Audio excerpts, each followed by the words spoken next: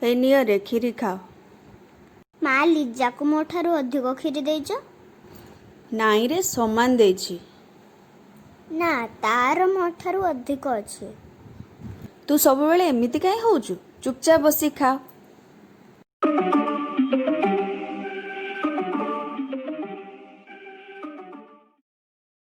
एई तोर मो ठारू अधिक अछि, मते आउ टिके दे। ना मु देबिनी। ताहाले मु नै जिबी। माँ देखिलो पूजा दीदी मो खीरी नै आउछ। ओहो, अरे तमे दी भौणी एमिति काहेकि होउछ? मिलीमिशी खाउन, सब बेले झगड़ा। आज आसंतु तम बापा, तम कथा बुझिबे से। सबु कथारे कली। ने सबु खाई दे, मोर खाइबा दरकार नै, मु जाउछ।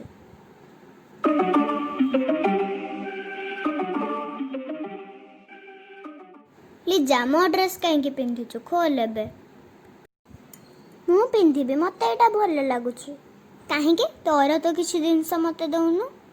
मो ड्रेस काहेकि पिंधिछु? एबे खोल नले मां को डाकिबी कहूछि। थाउ आउ चिल्लाना, खोली दउछि। बेसी चिल्लौछि, मोर जेमति ड्रेस नाही।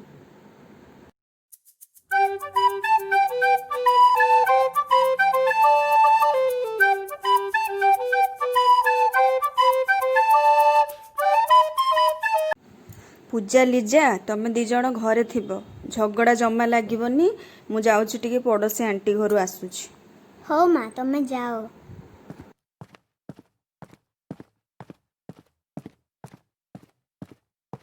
लिजा मते रिमोट दे, मु मोटू पतलू देखिबी। नाई मु एबे कृष्णा देखुछि, तू परे देखिबू। तो कथारे नुह, मु एबे मोटू पतलू देखिबी माने देखिबी। दे मते रिमोट। दे मते दे, मते दे। अरे रहो, मते दे कहूछि, मते दे, मते दे। ना मते दे, मते दे।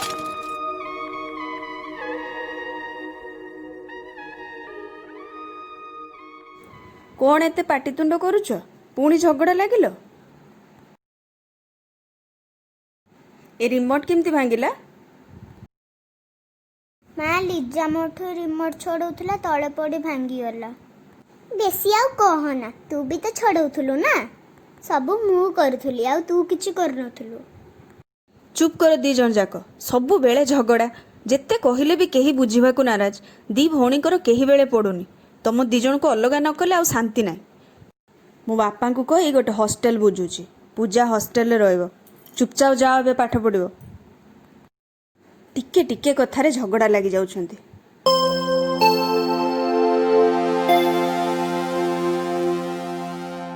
पूजा दीदी तो इरेजरटा टिके देलु, मोटा कोठी अछि पाउनी। भल हिची न पा, मु देबेनी। पूजा तो बापा आज हॉस्टल बुझिके आसिछंती। आउ 2 दिन पर तू हॉस्टल जीवु। तू टिके बड़ हेलुणी, निज काम निजे शिखिलुणी। तेणु आमे डिसाइड करिछु तते ही हॉस्टल पठाइबु।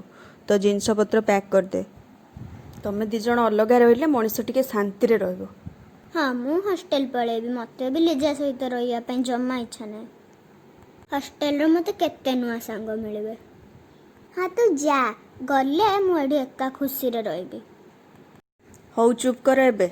एबे चुपचाप पाठ पढ़।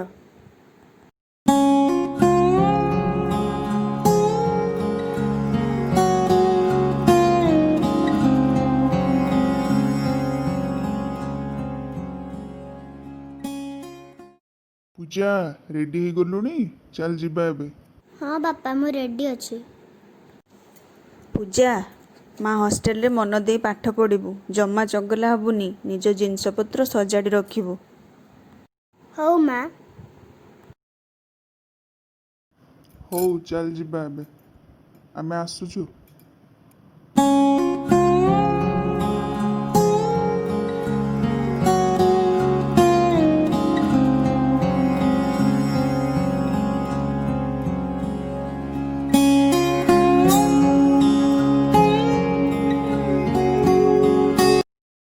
भाबुथुली पूजा दीदी हॉस्टल पळेले मु खुशी रे रहबी, किंतु से गल्ला परे मते जम्मा भल लागुनी।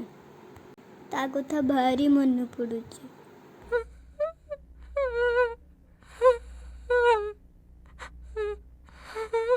ଲିଜା କ'ଣ ହେଲା, କାନ୍ଦୁଛୁ କାହିଁକି? ମା, ମୋର ପୂଜା ଦିଦି କଥା ଭାରି ମନେ ପଡୁଛି। ମତେ ଏକା ଜମା ଭଲ ଲାଗୁନି। ତମେ ତାକୁ ଘରକୁ ନେଇ ଆସ ମା, ପ୍ଲିଜ। ମୁଁ ତା ସାଙ୍ଗରେ କେବେ ଝଗଡ଼ା କରିବିନି। ଆରେ ପୂଜା ବି ଆଜି ମୋତେ ଫୋନ୍ କରି ଠିକ୍ ଏଇ କଥା ହିଁ କହୁଥିଲା। ଲାଗୁଛି ଦି ଜଣ ଏବେ ନିଜ ଭୁଲ ବୁଝିପାରିଛନ୍ତି। ହଁ, ତମେ ଗୋଟେ କାମ କର, କାଲି ଯାଇ ପୂଜାକୁ ଘରକୁ ନେଇ ଆସ। ହଉ ଠିକ୍ ଅଛି।